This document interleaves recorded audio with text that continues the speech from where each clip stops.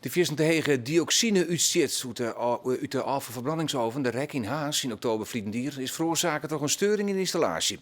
Dat hebben de provincie en de gemeente Haas bekendmaken.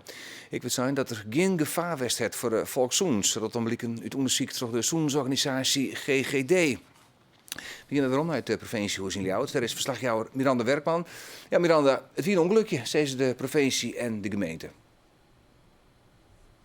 Ja, het had net een goede dag geweest voor de REK, de reststof- en energiecentrale. Want er was een verstopping en daarna kwam er ook nog een storing bij de haardventilator. Daardoor was er ongecontroleerd vuur op het verbaningsraster. En dat smeulende wat er toen was, dat zorgde dat er een te lege temperatuur was. Daardoor ontstaat dan dioxine uitstoot.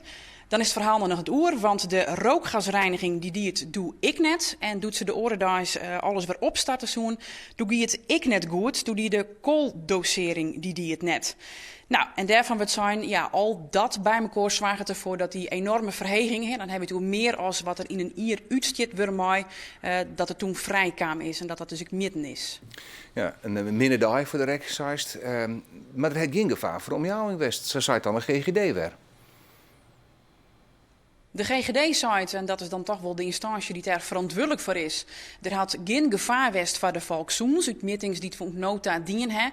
Want, ze zei, dioxine is gevaarlijk als je er langere tijd ontbleed stelt worden in een hele hege dosis. En zij zei, dat is in dit geval net gebeurd, dus geen gevaar voor de volkszoens. Ja. De vraag is natuurlijk nou, wat zal er nou gebeuren? Wat zal de provincie als stafverzorghouder nou doen?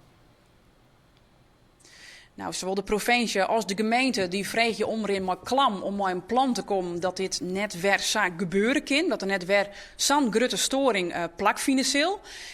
Zij zullen ik op orenwieke 12 februari deputaire steden een besluit nemen. Als zij wol of net nou handhaven matten.